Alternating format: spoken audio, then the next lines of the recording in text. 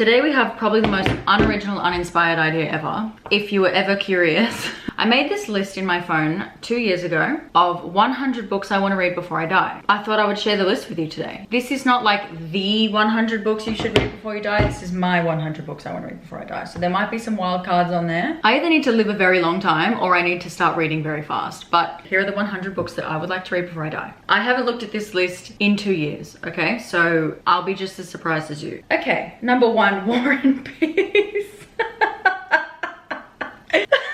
Who made this list? It couldn't have been me. We're starting out really strong and really ambitious with War and Peace number 1. Okay, number 2, Pride and Prejudice. And I also have a few other Jane Austens on here. Pride and Prejudice, Sense and Sensibility, Emma, Persuasion, Mansfield Park, Northanger Abbey. We're getting out of Jane Austen now, but Little Women, Wuthering Heights. Okay, so classics is, I feel like, the vibe I was going for here. You know, Dracula and Frankenstein. I did want to read these for Halloween, and every year I'm like, oh, I'll read those books for Halloween, but then Halloween rolls around and there's like other things I want to read instead, or I just don't. So I feel like these are definitely October books when I'm in the mood for classics. I haven't been in the mood for classics for a very long time, to be honest with you. Every now and then a classic will just call to me. I don't know why. Maybe it's calling for help because it's been on the TBR for probably like 5 years. Every now and then I mess with a classic just to feel something. Okay, we have Leonardo da Vinci's notebooks. These would actually be very interesting. They've actually compilated his notebooks into an actual physical, like, published book that you can buy and read. So I do want to read that one day. This book right here. This book has been haunting me for 10 years. 10. Okay, I got this in 2014. This book is probably my true soulmate because this has outlasted any relationship, any friendship I've ever had, any job, like me in this book. It's me and you, babe, forever and always. And I think at the same time I had House of Leaves. House and Leaves, same story, and that's actually next on the list. 13 and 14, we have S and House of Leaves. You know what? My life has been a series of constant change, but well, the two things that have remained steadfast are these two books being on my TBR unread. Dude, if I die before I read these, like, we have an actual issue. Like we actually have an issue. You know what I'm saying? Number 15 is Mouse, the graphic novel, which I have read. Number 16, The Chronicles of Narnia. I feel like, have I read? No, I haven't read it. I've seen the movie. Who hasn't? Here I think we're getting into like children's classics. So Chronicles of Narnia, The Golden Compass, which I had a copy of and I gave it away, which is so dumb. Lord of the Rings. We will get to this. I haven't read it. This is just separating the books because this is the 3-in-1. I will read this trilogy one day. Just like, you know, like if I can't even get around to these two, it's literally as thick as my arm. So, you know, and I'm ripped. Yeah. In divine timing, you know what I mean?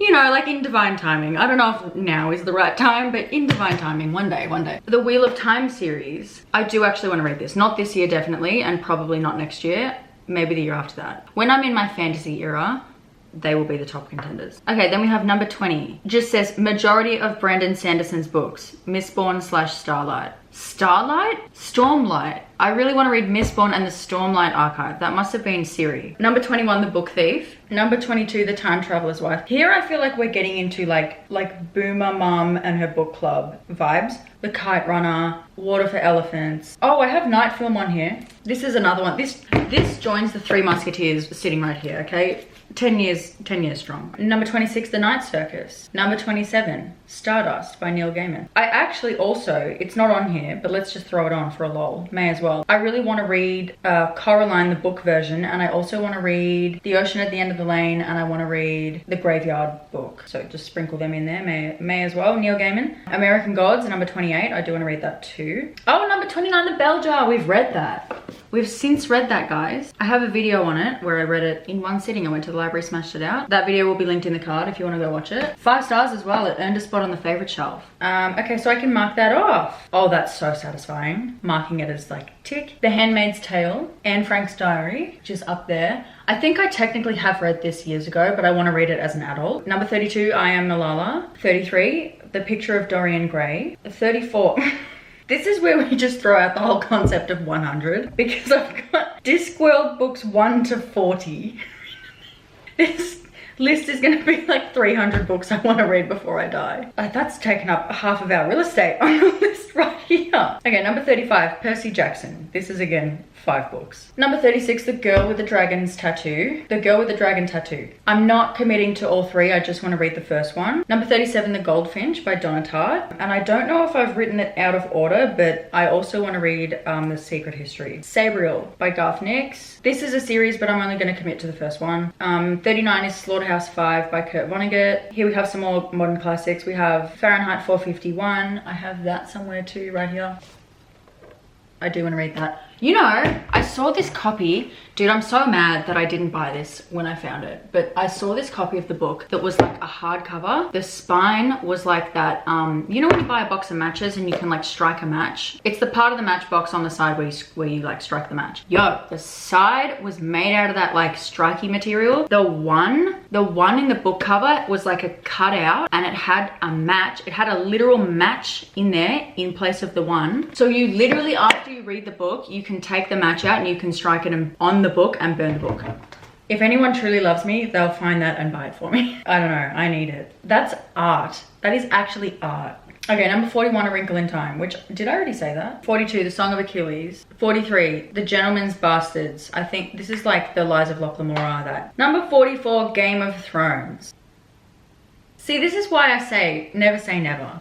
Because I remember years ago, probably like 6 years ago, 7 years ago, in the infancy of my channel, I made this video called Popular Books I'll Never Read, or Books I'll Never Read, or Popular Books I Haven't Read, or something like that. And Game of Thrones was on there. And I was like, I'm never reading Game of Thrones. I was so hard set, I'm never reading Game of Thrones. And now look at me. Number 44 on the list, Game of Thrones. We'll see, okay? Because I haven't even seen the series. Number 45, Dune, which, yes, I do want to read that one. Oh, here you go, number 46, The Secret History. There she was. Okay, number 47, The Foundation series by Isaac Asimov. Number 48, The Hitchhiker's Guide to the Galaxy. Number 49, The Name of the Wind.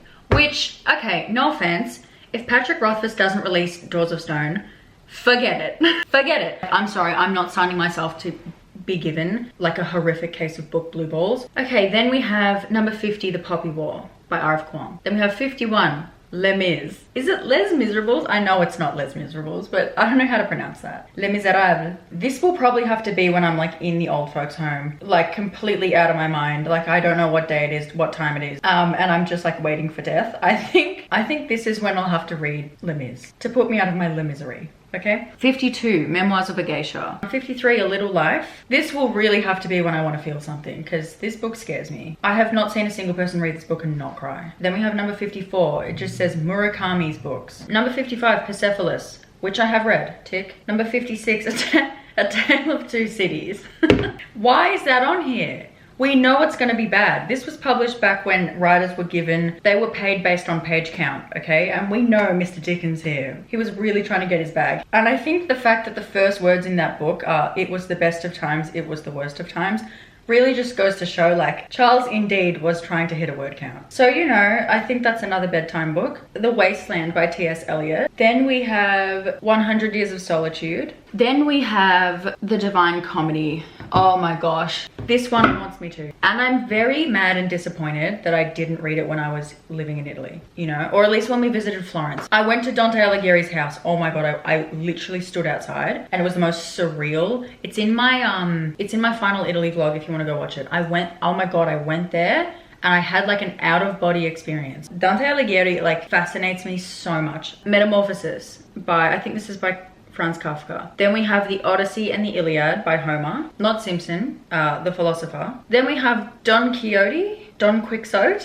The Count of Monte Cristo. Then we have The Bluest Eye, which I have read, tick. Then we have The Color Purple, which I haven't read. Oh, here we have the Self-Improvement Bro books, okay. The Hustle Culture books. We've got Think and Grow Rich by Napoleon. I almost dead set sat here and said Think and Grow Rich by Napoleon Dynamite. Napoleon Hill. I have it here. I don't know where I got this from, but you know, I do want to read it. Then we have The 4-Hour Workweek by, who is he? I have that too. Timothy Ferris. Wheel.